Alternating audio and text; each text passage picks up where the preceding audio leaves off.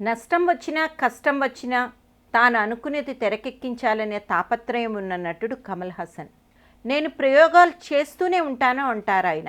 అందరిలో ఒక విలన్, ఒక నాయకుడు ఇద్దరు ఉంటారు. అప్పుడప్పుడు విలన్ని తొక్కిపెట్టడమే జీవితం. అందరి జీవితాల్లో ఇది ఉంటుంది. మిథాలజీని తీసుకుంటేనే ఒక్కొక్కప్పుడు కృష్ణుడు విలన్గా కనిపిస్తాడు.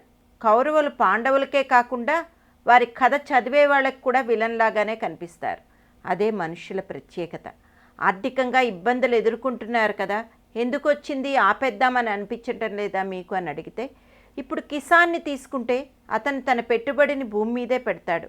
అలానే నేను కూడా ఇందులోనే పెడతాను. నేను కూడా కిసాన్ లాగానే శ్రీమంతుడి సినిమా కోసం హైదరాబాద్ వచ్చినప్పుడు 4 రోజుల పనికి 250 రూపాయలు జీతం వచ్చింది. That is my value. అది 100 టైమ్స్ అయినా చాలు అనుకున్న రోజులున్నాయి. ఇప్పుడు అది కోట్లకు వెళ్ళిపోయింది.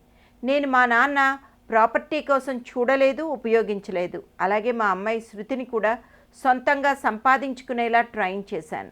చిన్న హట్ అయినా సొంతంగా సంపాదించుకుంటే చాలు. I'm not making money for children and grandchildren, great grandchildren. It's for me. నా తర్వాత నా ఆస్తుల్ని ప్రజలకు అందివ్వమని నా కూతురికి చెప్తాను. Because they gave us money. ఊరికే చెప్పడం లేదు. I believe it.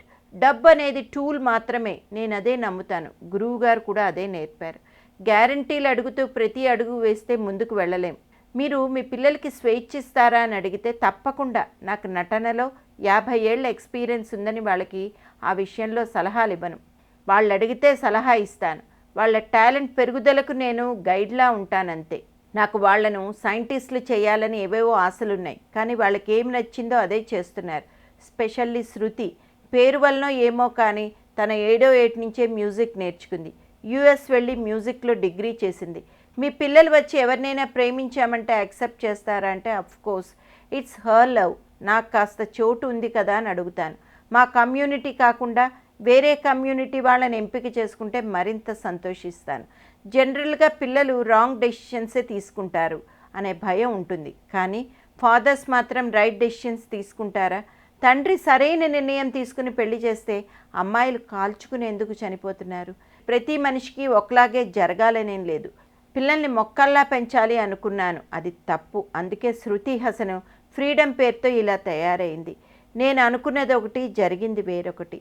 ఫ్రీడమ్ అంటే ఇది కాదు అని చెప్పా. నువ్వు నాకు చెప్తావా ఫ్రీడమ్ గురించి నాన్న అంది శృతి. జీవితంలో నేను ఇంకా రాంగ్ స్టెప్స్ వేయను. నాలా నా పిల్లలు తయారవ్వకూడదు అన్నారు కమల్ హాసన్ ఒక ఇంటర్వ్యూలో.